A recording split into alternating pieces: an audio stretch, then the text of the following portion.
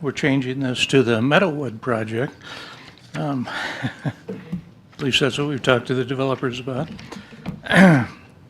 And the red line just came in today from Alex, so I left those there so you could see what some of his comments and crossouts and additions were. The agreement is for the 96-unit apartment complex on that 5-acre site. It's they're looking to have workforce housing in the range of 80 to 140% AMI. They're asking the city or the housing authority to come up with some support for the project in terms of, well, fees. And let me go down here to the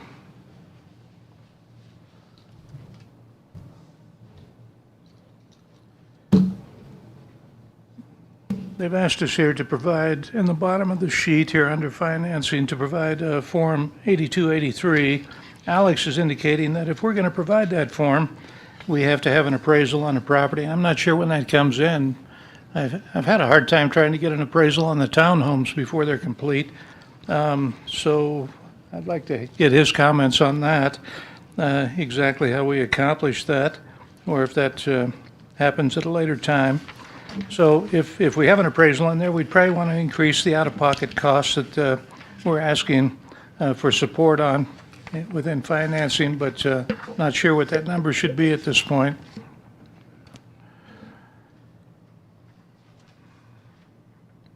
The things that we have in the past supported the project with were Alta Survey, Topo Survey, and Geotech.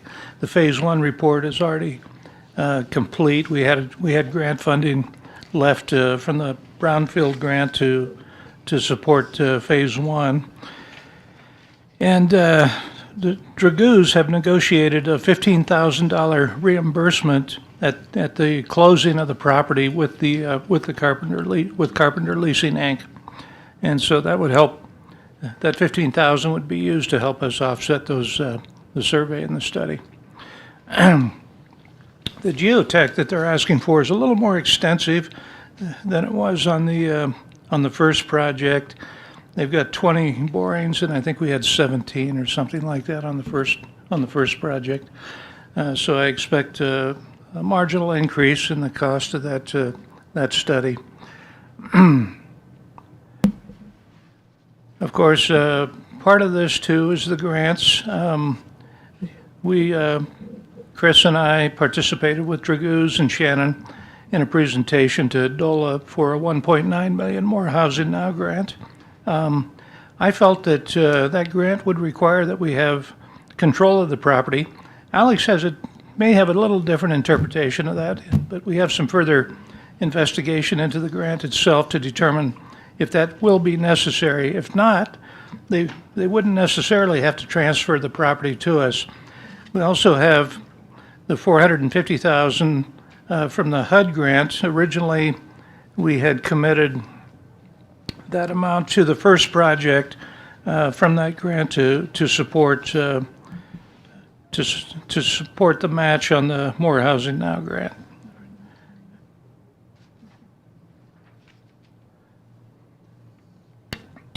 Get down here to fee waivers and project incentives. That's always a difficult question, I think, for us to interpret and how to respond. And so we had some grant funding left in the IHOP grant, and we asked heirs to do some additional comparison with other communities that have affordable housing strategies and how they handle fee reductions and waivers on affordable housing. And one of those options they presented included this table that I included on page 3, which shows that a lot of communities look at the project in terms of what percentage of the eligible units are going to be rented to certain AMIs. Now, since this project is 80 to 140%, and we could change this as well, we could say 80 to 100% AMI, but if 10, in this particular table, it basically says if 10% of the units, or 9.6 or 10 units practically, are only available to the level of income at 80% AMI, there would be no fee waivers in that case. If 20% of the units, then for a for-profit company, 25% fee waiver would be potentially available to the developer. And in this case, 30% of the units, or approximately 30 units, were available. That may have to change to 80 to 100%. Dragoo's looked at this. They didn't have any initial comments. Kind of wanted to get your take on this, but it would, at 30% for a for-profit company would receive a 35% waiver on fees. Then for the remaining fees, if the project were, well, deemed pretty necessary to the community, the council may look at it and say, okay, for the remaining 70% of the fees, if you're at 30% of units at 80% AMI, we would look at a kind of a installment plan for the next 3 to 5 years or something like that to take care of the rest of the fees, if we felt that was necessary. That is a proposal from mayors to possibly delay consideration to incentivize and attract projects. So, Yeah, go ahead. while we're here, this is affordable housing, which is different than what we've been trying to do with workforce housing. The No. 60% number, I have a hard time with. It's the definition of, and Alex, you can correct me if I'm wrong, but the definition of affordable housing is everything that falls within the range, I think, that we're proposing here, 80 to 140%. Okay, It depends on what you can afford. but on this chart, we're doing a larger percent of the units, well, 20% for 60% of AMI Not 60, 80. on the chart. Well, I'm on Yeah. the ERS chart. I revised that chart for the LOI. Okay, sorry, I was on the ERS chart. Yeah, I went strictly across the board, Okay. 80%. I erased my objections there. Okay, sorry. This chart, though, this is a new proposal to the letter of intent, correct? That was not part of the... That is new, and I thought that might be important to help us have an objective way to determine what a fee waiver should look like for affordable housing. Otherwise, we're debating, okay, should it be, I mean, we have a very, and Alex and I talked about this earlier, we have a very flexible approach with what we added to the code recently. We basically said we offer to affordable projects fee waivers and reductions potentially, and it has to be approved by the council. This table says, okay, or a table like it says this is what the framework looks like.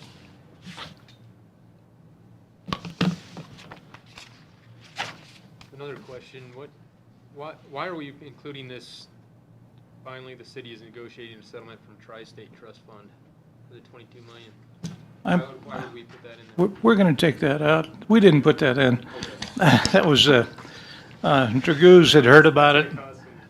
David had heard about it.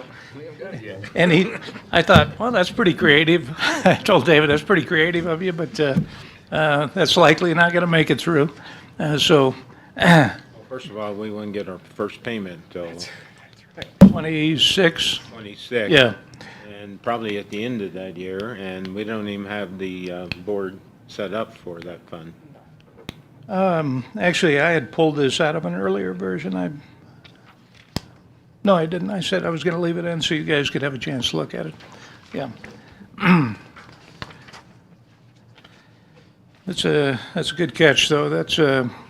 But I got from that, basically, we'd like to omit any reference to the tri-state agreement. Yes. Okay, yeah.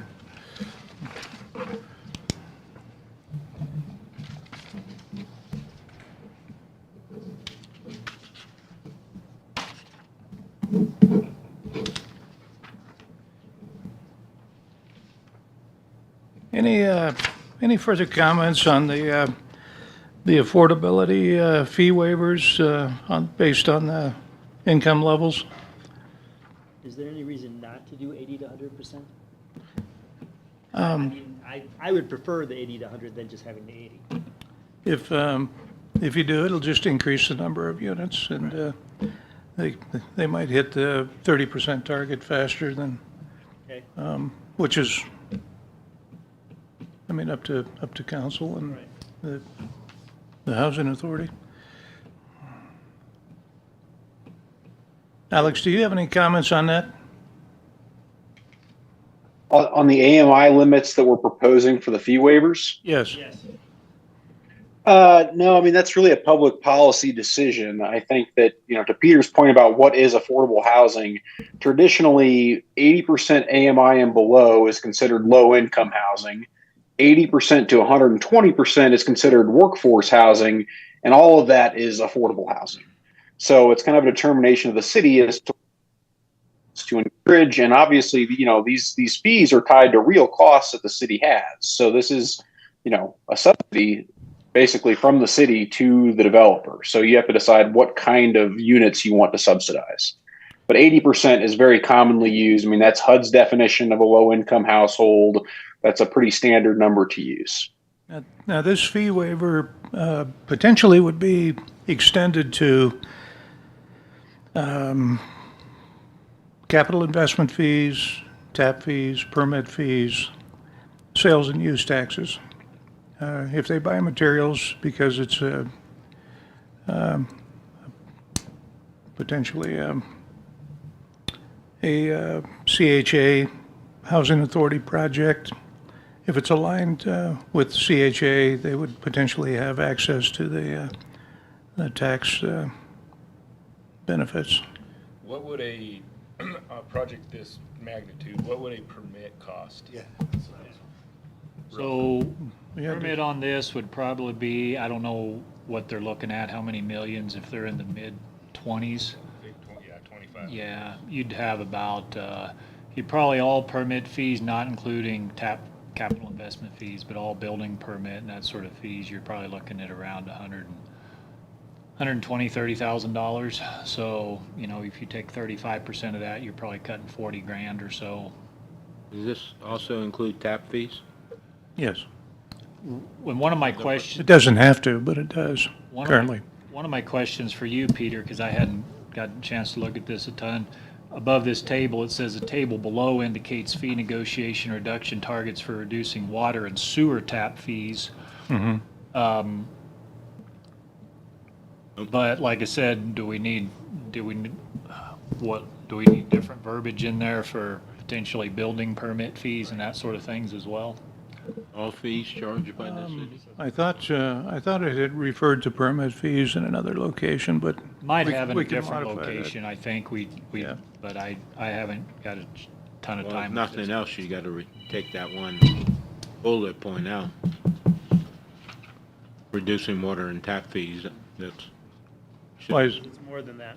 yeah, it's more. Oh, okay, you're saying revise it. Revise it, so Mm-hmm. it's all the fees, and their fees that we're applying towards it.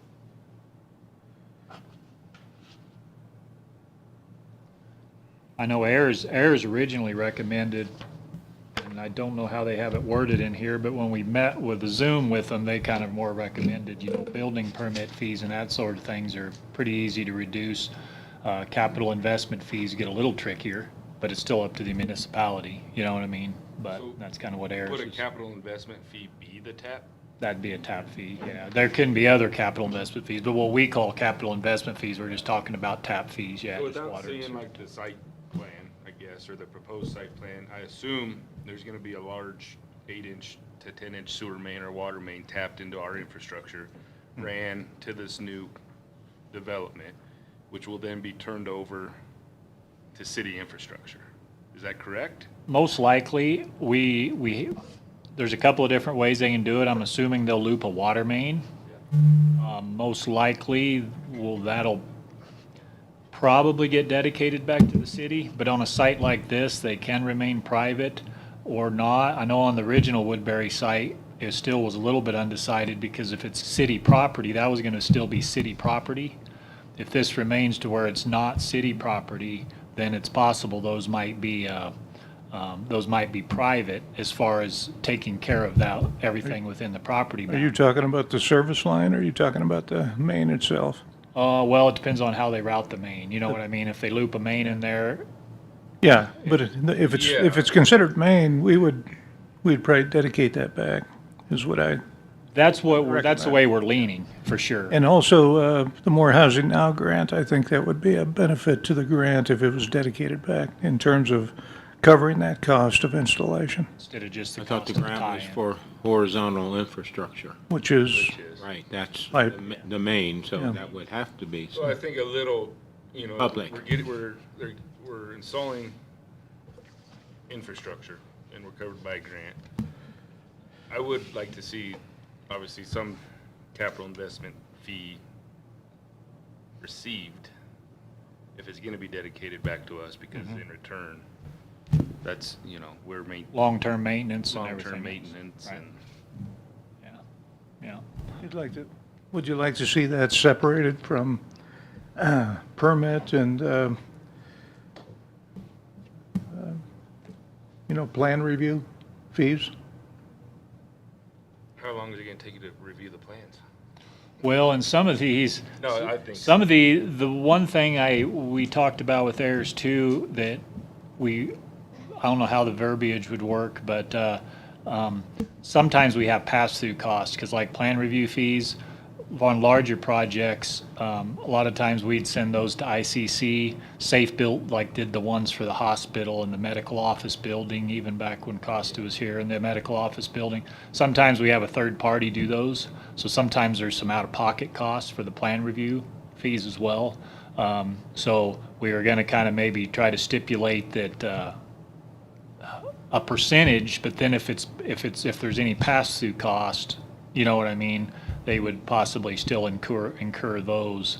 It kind of depends on what it is. Safe Built used to charge 75% of your plan review fee, which was a lot. And then ICC and stuff a lot of times are doing it for like 18 or 20%. They don't do quite as thorough, so I still have some legwork on my end to do then as well. But so there is some pass-through costs with plan review that's potentially on bigger commercial or multifamily type of stuff, just because they're reviewing fire line, you name it, you know what I mean? So they have a whole team of different people, which a lot of times speeds up the process considerably. So there will be fees collected if we implement this table, right? So they get a reduction, Some, yeah. Some, 35%, right? I think stuff that might be dedicated back to the city and we're responsible for the next 25, 30 years, we maybe address that separately, in my opinion. But Definitely an maintenance issue. At the bottom of page 2, it talks about permit fees would be limited to in-house review fees and exclude third-party plan review fees. Gotcha. So based on our conversation, Marlon, we included that. See that? Yeah. okay.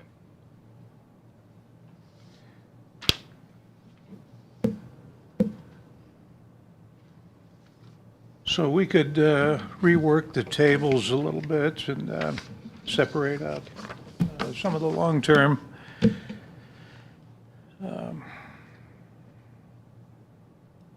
Maintenance items. Hmm? Long-term maintenance items out. Which I don't see being a deal breaker, especially if if we're providing grant money to install all that. right.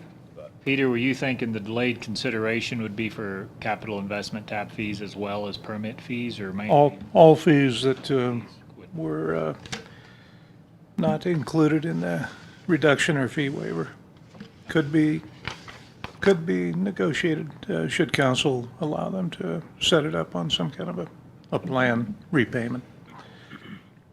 Well, it states that in the paragraph, yeah. Delay payment until project revenues begin. That's kind of a new twist on,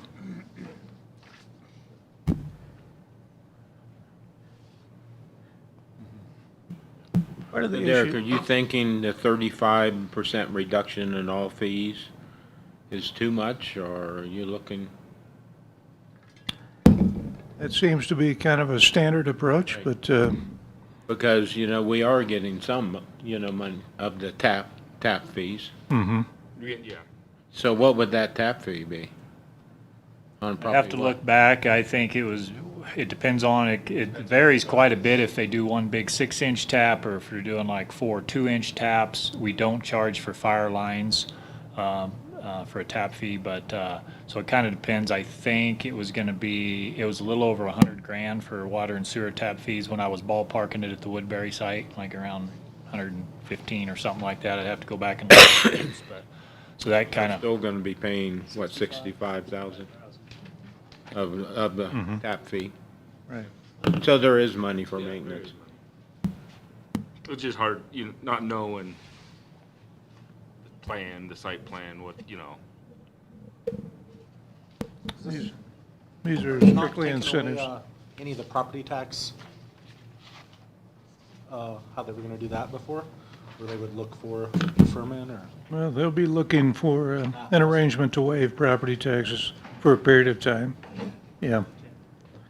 I So just it's worried not- of getting rid of every single thing and we get nothing, like, I understand we're getting a housing development, but we're also getting all the costs with fire and everything that if we're not getting anything.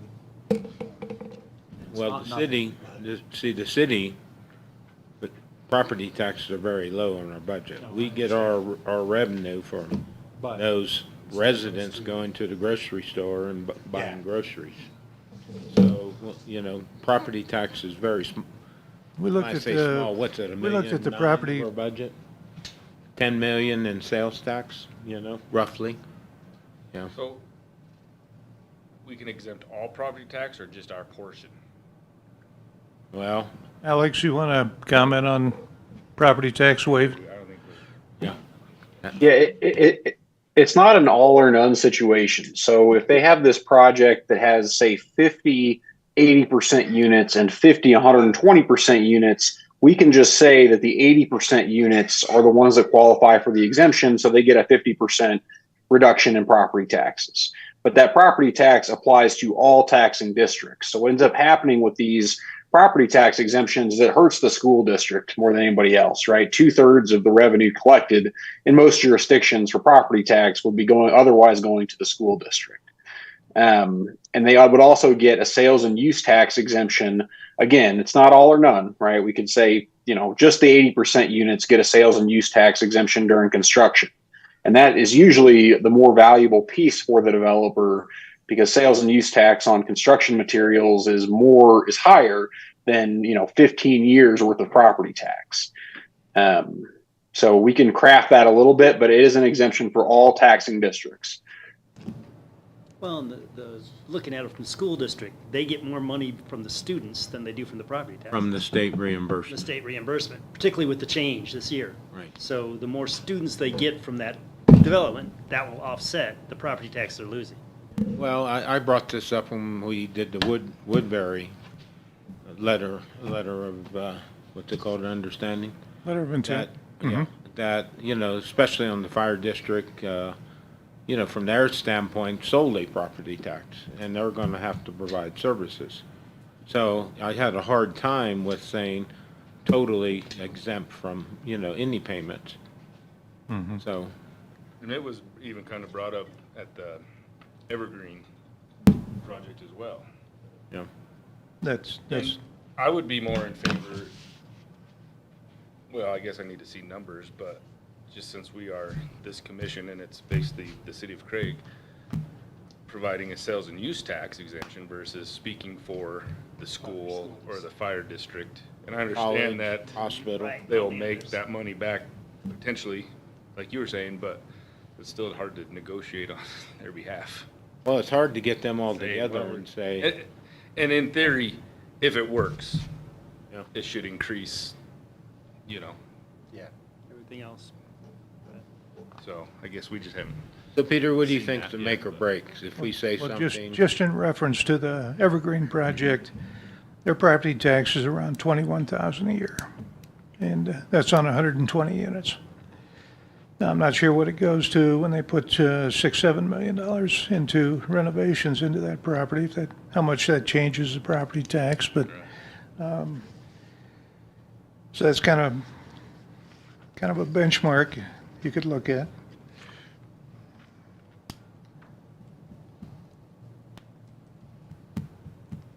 I think when we actually get the numbers in front of us, that's a better time to make those final decisions, but, Yeah. Not seeing that. I think those are just Yeah. some concerns. I mean, it's gonna, when you figure, like Marlon said, when you figure the permit fees, the tap fees, you know, and the property tax, you're probably looking at $250,000 by the time the project's all put together, I'm guessing. Just looking at the 8th Street project,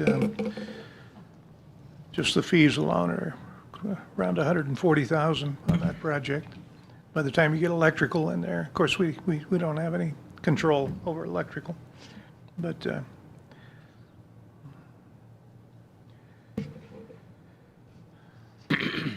Well, I understand it's a big incentive for our developers. I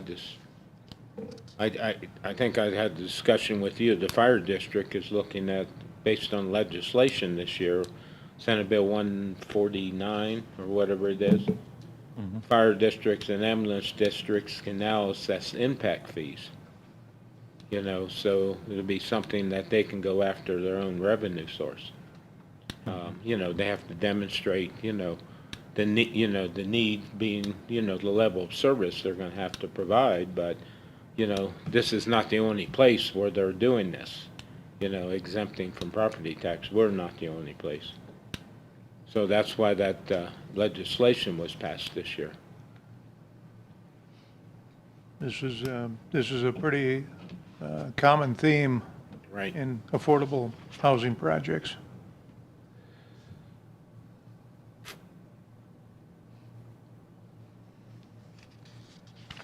Where does it state that? Is that in here?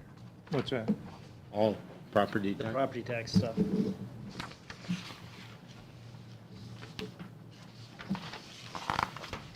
And Peter, you discussed with Alex, I know Alex is here too, just ask him, I guess, but that can be, there's ways to do that even if it's not city-owned property then?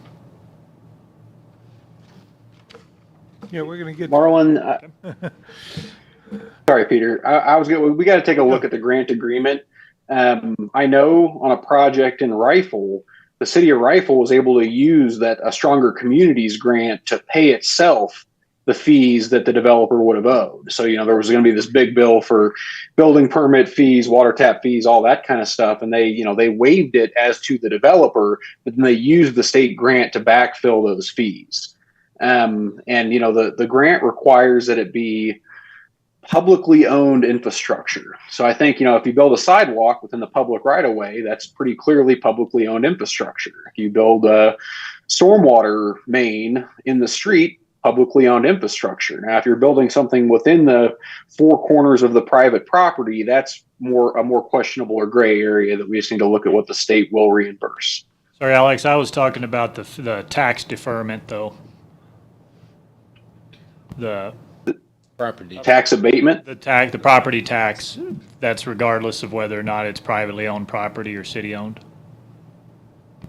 Correct. The requirement for the property tax and sales and use tax abatement is that the housing authority must have an ownership interest in the project. We can make that, you know, 0.01% or something like that. But by having the Craig Housing Authority as a member of an LLC or as a partner in a partnership, that's what it unlocks the tax abatements. Sounds good, thanks. that's the situation at Evergreen. 0.01%. So does that say that in this letter of understanding that On page 3. Page 3? Where it says subject to final approval, the second paragraph from the bottom. subject to final approval hasn't heard it. Limited partner, yep, exactly.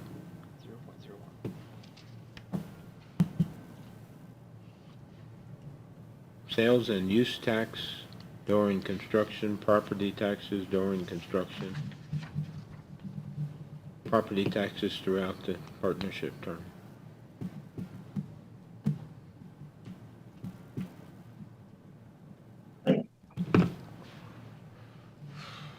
Well, like I said, we don't get a lot of money from property tax. School district is gonna be, because Dr. or Lee Sullivan spoke here at council after we had this discussion last time, that they get reimbursed from the state, the bulk of their money. I think the fire district will be covered in other means. So, It'd just be nice to see like projections. Yeah, Like I would looking really at like to see numbers 0.01% what we're or looking at. 90, seeing what this actual 96 unit may cost. you mean what they would pay to the Of- entities?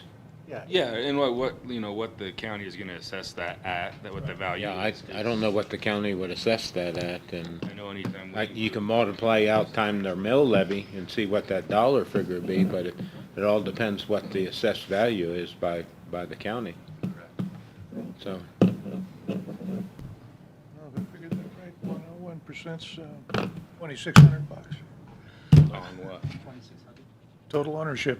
And the property tax abatement doesn't have to be perpetual, right? We could say that you are getting a property tax abatement for a 10-year period, and at the end of that 10-year period, we could revoke it if the project has been financially successful, right? It's not like we are forever locked into this. We can put guardrails on the time frame.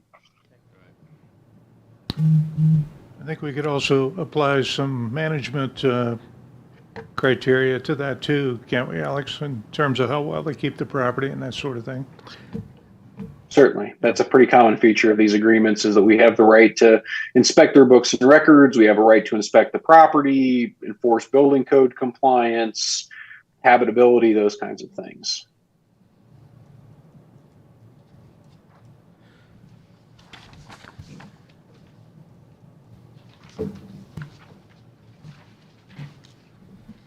well, Yeah. I think we can work around that, and you think, I kinda like putting a cap on the limit. Eventually, they would pay something. Mhm. So whatever their finance term would be, what, Like Evergreen, I think the cap is 15 or 30 years okay? on the abatement. This is, we also have a right of first refusal in this letter of intent on page 4. That usually they have to, I think that's usually at the end of a 15-year period. Let's see here.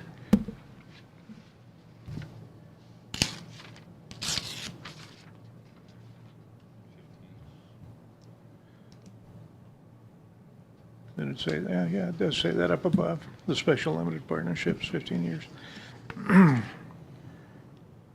So I don't know if we'd ever exercise that, but we would have an opportunity. There's funding sources out there to help nonprofits like the Craig Housing Authority pick up properties like that in a situation. Of course, we'd take over management and have to qualify eligibility and, take on all the responsibility for the property at that point.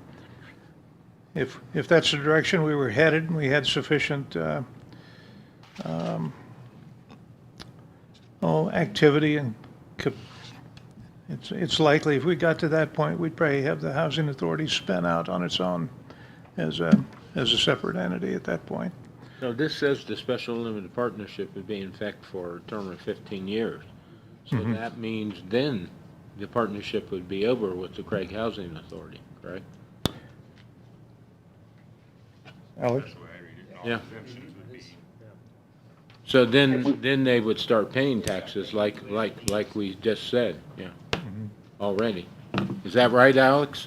I thought the partnership could continue past the 15-year period At year 15 or whatever time frame you want to set, 10 years, 15 years, 20 years, we'd have the right to exit, right? So the way it would be stated is that unless they default, right, unless they screw up, we'd have to stay in for a period of X years, 15 years. But at the end of that period, we could reassess it. And if we wanted to exit, we could, at which point they would lose their property tax exemption. So we would have that council or housing authority would have that option. Correct. Okay. Peter, on here it says that during this time, deed restrictions will be enforced, limiting the maximum rent that can be charged for a unit to an agreed-upon mix of units including those at or below 80%. Can we get rid of that or below? Because it's supposed to be only 80 to 140. Right. We said we weren't going to go below that. I think that would be appropriate. Because I don't want them to come in and say, all right, let's start throwing in these. Alex, did you hear that? I did, yeah, and I don't know if we could deny I mean, the rents are set as if, like for the 80% units, we'll say there's 50 of them. The rent is set as if they are making 80% of area median income, which for Moffett County, 4-person family, that's $75,000. But if somebody's making less than 80%, they could still live there, but they would just have to pay rent as if they were making 80%. So I don't think we could say, you know, if you're below that you can't live there, but you just have to pay rent as if you were making 80% of the area median income. That's household income, right? Yeah. So the example I gave in Moffett County, 80% for a family of 4 is a $75,000 a year income.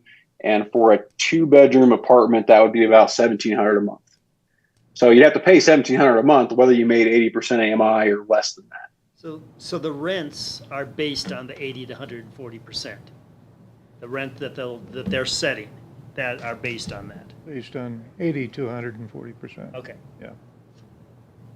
Now, That, But that doesn't, they don't have to qualify income-wise for the 80 to 140%. I think if they're below 80% and it doesn't look like their financial situation is eligible, I think the property manager can deny them access to the property. So they just can't come in and say, yeah, I'll pay $1,700 a month. And They have to prove it. they have to justify their income. I think they would have to. Okay.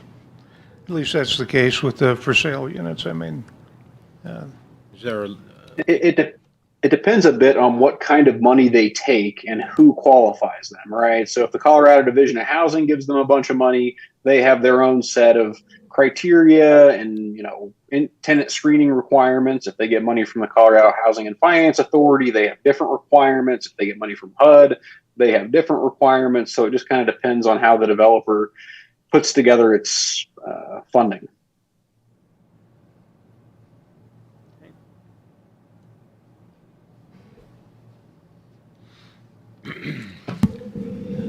the next section covers the roles of each party, which is no change from the last LOI.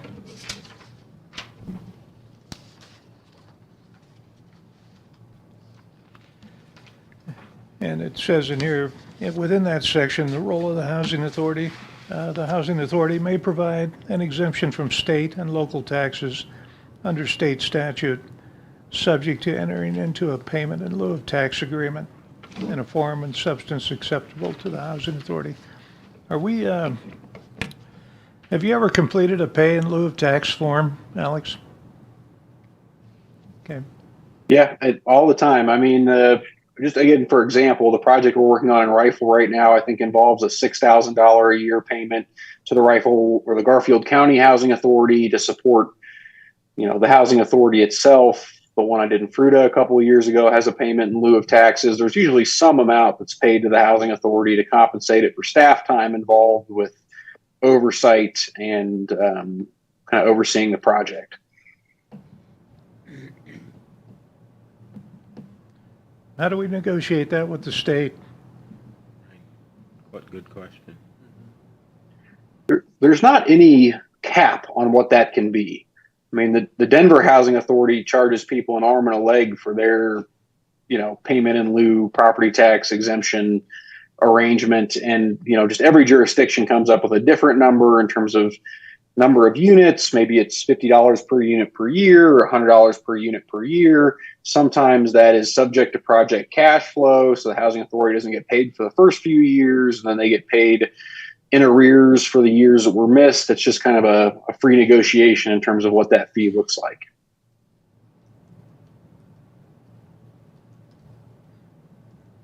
Okay. Both of these indicate that roles of the city and the housing authority would be to continue to support grant applications to support the projects. Should they, and that usually means that we would be the fiscal agent on those grants when they come in. Make sure they get spent properly, even though the developer would be the one generally spending those funds. So. You have capacity for that? I think for the grant administration, generally, yes, but depends on the grant too. Like the More Housing Now grant, that's going to be an easy one to administer. That's a DOLA grant. But federal grants are whole. We get into a HUD grant, that's going to be, we'll have to look at that pretty carefully. And So if Make sure- payment in lieu of would have to cover whatever that staff time's gonna. get our own bill payments. I thought the county could only get those.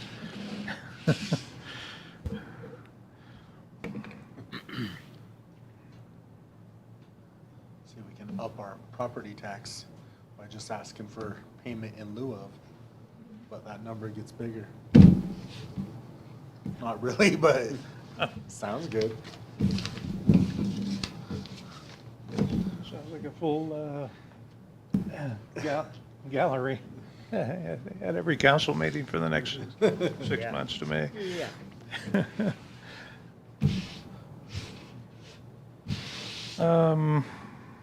Does the housing authority's consideration long-term leasing of the land for the project? Well, that assumes that we actually, they transfer that property to us.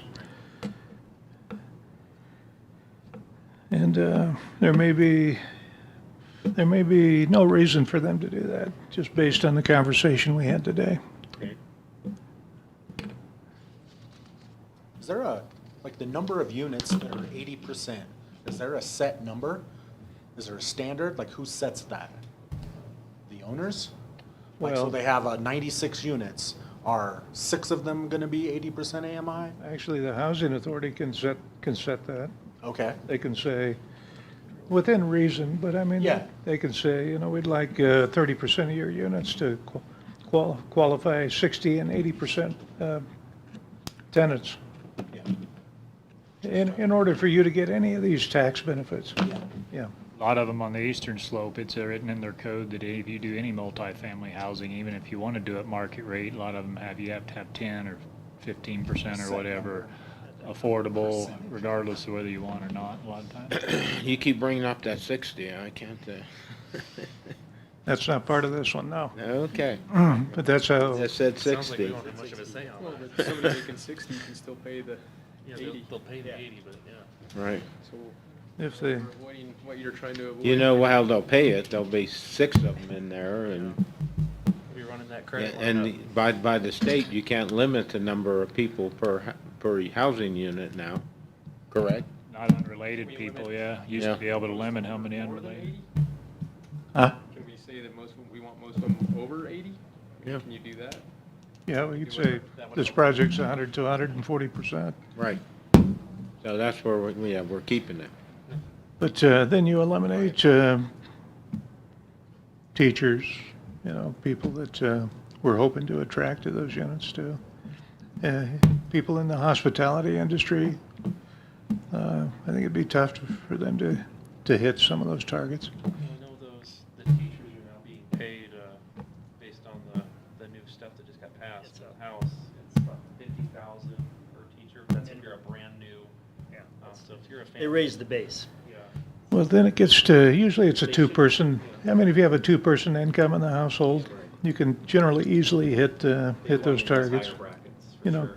Assuming they're in a two Yeah. worker household, they would easily be in the 140 range, if not over. Of course, if you're 2 workers and you're paying childcare for 2 kids, you're also looking at a couple grand a month almost there to pay for childcare, so it's kind of a vicious circle, They figure Yeah. that if you have, do they figure the house income, if you have a roommate? They say if you have 2 young teachers that are, Living, Yeah, do you sharing. have to be related, or do you have to be? I don't even think you have to I'm be not sure how related. they audit that. Laws. Do you know, Alex? the standard is something like living as a household unit, right? So you don't have to be married, you don't have to be engaged, but if you are living as a household unit, then you're a household as far as, the regulations are concerned. So if they had 6 people sharing the rent, then the rent could go up based on their 6. They have a, Yeah, if those six, The rent would go if up. those 6 are living as a household unit, then they would be a 6-person household, and you'd have to combine all of their incomes. so no, okay. Or if you were 2 parents with 4 kids, again, you're a 6-person household, right? Right. And the limit on occupancy, I think that was referred to earlier, that the city can still impose health and safety based occupancy restrictions. And the general rule of thumb there is you can't have more than 2 people per bedroom. So if you have a 2-bedroom place, you can pretty safely have 4 people in there. If you have a 3-bedroom place, you could, for fire and health reasons, you could pretty safely have 6 people there. But that has to be based on a fire code and not on the zoning code.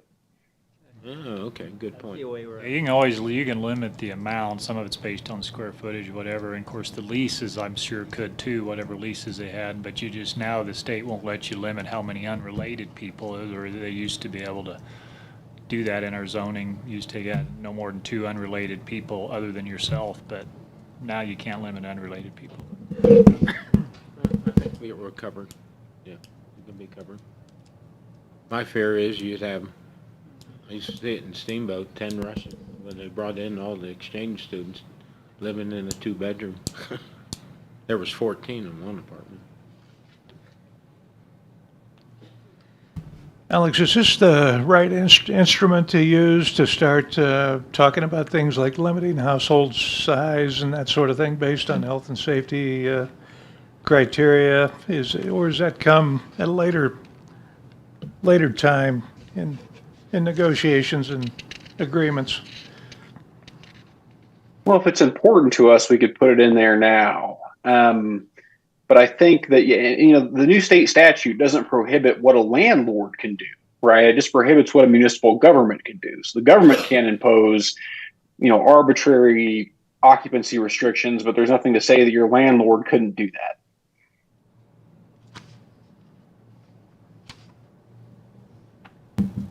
Well, we could do then, since we're part of the landlord, correct? Well, it's part of the general partnership and Right. The waiver criteria. I suppose we could implement things like that, as long as it doesn't conflict with fair housing. It's got to be, and with the state requirements.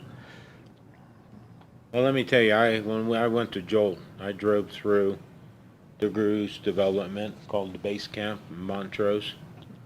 And there weren't cars parked all over everywhere. I mean, there looked like the right number of people in development. The development was very neat, tidy, well kept. So I don't know when they opened this, a year and a half ago, I think. Yeah, and so it's not like they're, And it's basically full. so it's a good development, but And it's been. if they ever full sell it, who almost knows? when they opened it. That's where our power would come, I guess. So, we talked about a lot of things, but what do we need in here for this letter of understanding?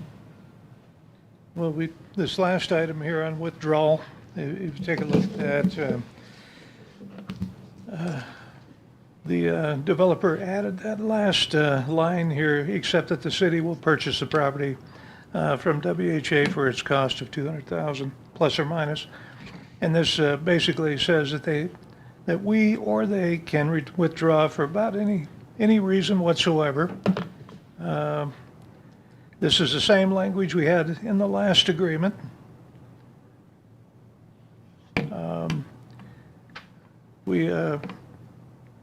We think that line should be struck. We also, the $15,000 that they look to reimburse us upon the close of the property, we think that those studies generally should come after the closing so that we know we have secured that 15,000. But, yeah, I think their closing is 60 days out yet, something like that. So you're good with that? Yeah, when I looked at this, that was my concern. Okay. So the big changes were, Well, it looks like we need to massage that table for the fee waivers, make that a little more understandable as to exactly what's included there. It's all listed here, but it's in different paragraphs in terms of, maybe we just have a definition of what fees are and make sure that everybody understands what's included in that. The potential of separating out, is that something that we're needing to do here? Derek, I know that was your recommendation. You want to separate out some of the long-term fees or potentially, or is this sufficient to say across the board fee benefits? I'm kind of back and forth. So we're looking to edit this and then review again, or? Yeah, it'll come back to you. For this, on the withdrawal. Yeah. Because I know I brought this up before on the last LOA. Okay.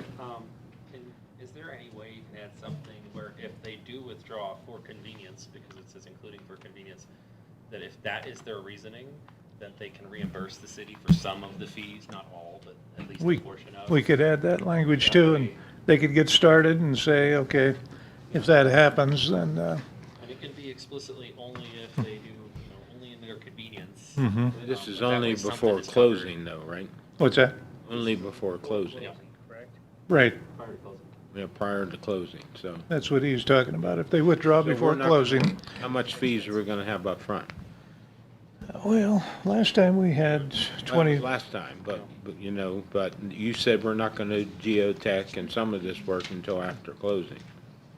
yeah, but if they want to get started and we have sufficient language in here that says Okay. if they don't, or if they withdraw, they'll reimburse us up to 15,000. I mean, we could say something like that.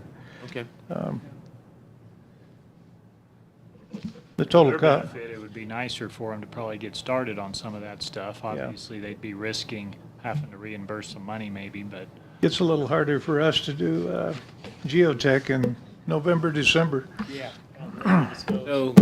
So council's pretty clear, or Marlon, what process they have to go through? Just a site plan? just a site plan on this, light industrial will allow zoning without rezoning it, so it'll just be a site plan process. We'd probably, most likely, I think it would probably be good to maybe do a workshop or something ahead of time to familiarize you guys with, you know what I mean, what they come up with maybe, and then. You do have a site plan in here, Yeah. a rough one. This is a preliminary, it's not the final, right? Yeah, that's pretty, Well, the site plan will need to go to P and Z as well, correct? Site plan will go to planning and zoning after everybody, it's been posted and all that sort of thing, and letters sent out, and then it'll go to city council as well, of course. And so it might be wise, I don't know what Peter thinks, to have a workshop once we get a little bit more fine-tuned, once staff and everything's fairly comfortable with it, maybe have a workshop with planning and zoning and council. I don't know, you know what I mean, I don't know if that would make good sense, you know what I mean? To where if there's any comments or feedback, we're not on just the site plan. on just the site plan potentially. I think that's a good idea, and one thing I would suggest we look at, and I don't know at what point that is, but Mac Lane is probably as bad as Third Street, and putting that four-way stop in there, I think was really helpful. But Mac Lane, gosh, I mean, I bet if you clock those people, they're doing 50 miles an hour, if not more, down that street. I mean, it is crazy. So City is conducting, you noticed the speed trailer right down We're doing a 7-day traffic study each direction right now. well, So, but and now they're I gonna think- drive slower, right?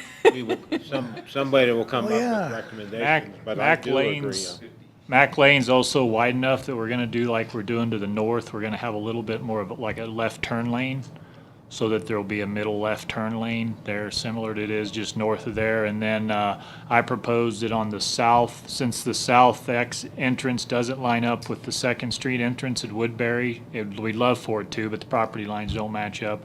We want to have that as being a right turn only. We don't want people turning left out of there and then having people turning left out of Woodbury as well.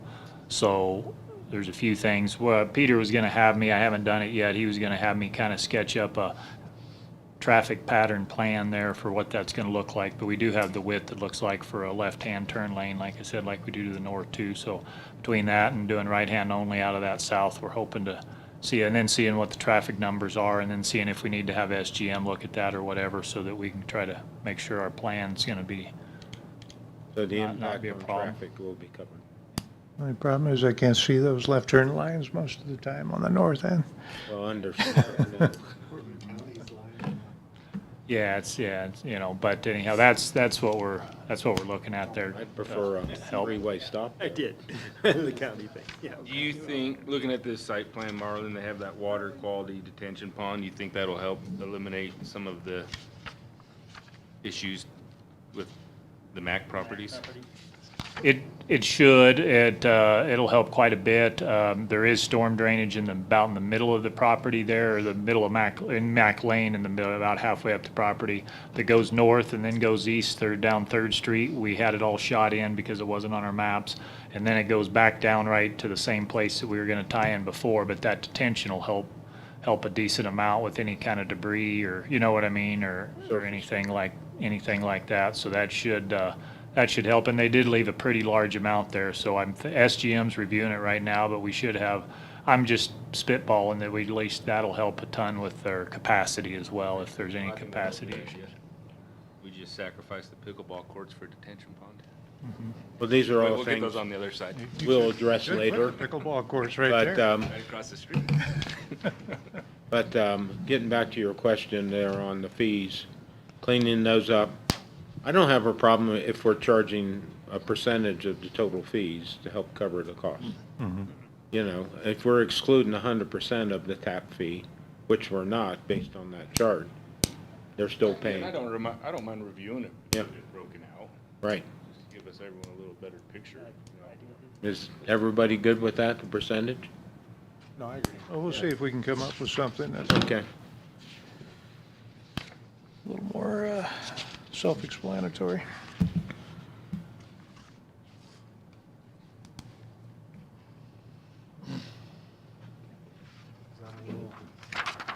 Bus Yeah, they'll have the bus. And what else do we have? Anything else? Or- below the. I think, Were we gonna discuss, well, we did property tax, but I don't know where that. Property tax, I think 15 years, according to the limited partnership. We can either continue it at that point, they would pay. Right, it's 15 years of, 15 years. The housing authority has the option to, exercise or buy the property, or well, that's in 15. Or what is? or withdraw from the ownership, right? So if the housing authority doesn't want to buy the property at 15 years, we can say, hey, you guys can have our 0.01% back. We're out of here. And then property taxes would kick in once we exited. Okay.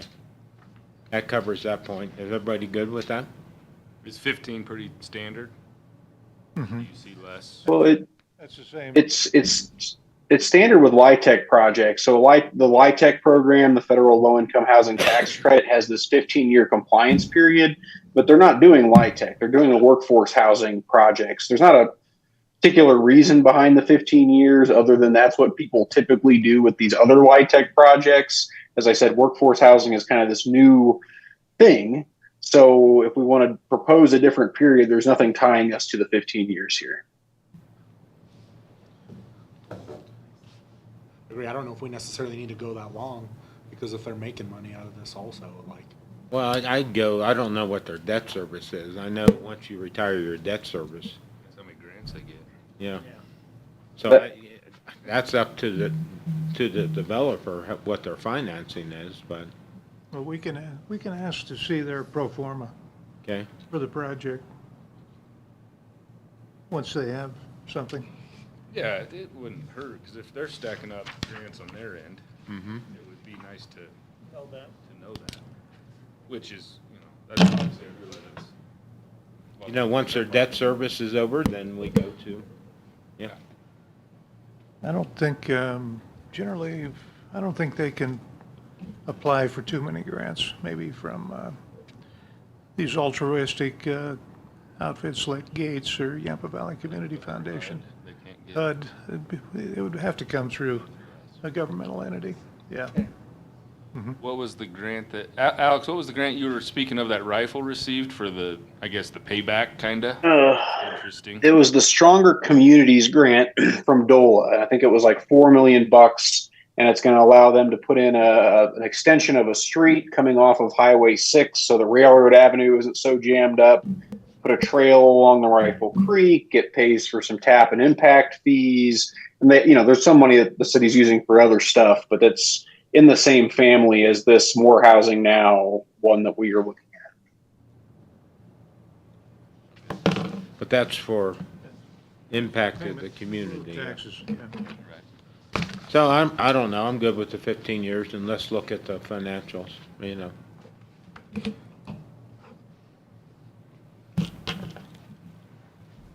Jagoos are committed, but there's a concern about, on this one, the first time, I've heard him talk quite a bit about the overall cost of the previous two projects, prepping for those two projects, and how that they're looking for all the help they can get. Of course, we've kind of helped them trim some costs just in the new design itself. It's going to require less for the transit stop, and there's a number of features to this property, I think, that are going to reduce their costs, but I think they have parking. It's actually more sufficient than the last plan, so that's a benefit to the project. And with new state regs, I'm not sure we even have any say in parking these days on a project like Within a this. quarter mile of a transit center, it's tougher to even put limitations on it. But as it sets right now, they have about 2.1 spaces per unit with that plan.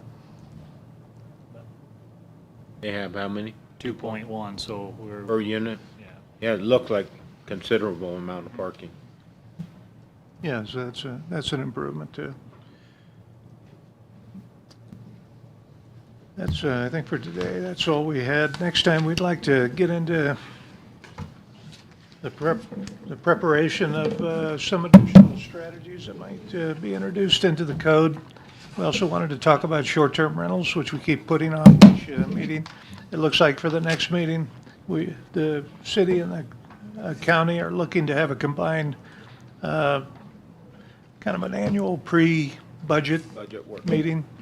And so we're going to end up pushing that back again for the short-term rental discussion. We also Get that sooner. we also have to reschedule that Cura meeting for 15 minutes, take 5 minutes to finish up what we have to get done. Have we received anything from heirs on the short term? Yes. A lot of it's fill in the blank, so we're working on what that looks like. Shouldn't planning come forward with that document recommendations, or?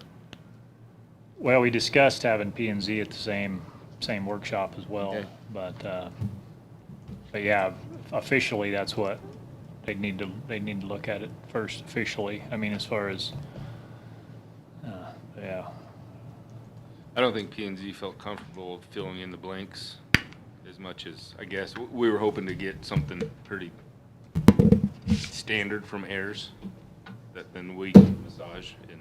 Yeah, and there's not a lot standard out there. A lot of places are just in the same place we're in, it's just initiating something. Even places like Routt County that just got one in, you know what I mean? So we're So trying to. you're telling me P and Z has already done what they, I think No, we were not waiting yet. to see what heirs was gonna provide. okay, come back with, okay. Yeah, I prefer to have have a that, workshop and then recommend to council. okay. Yep, Okay.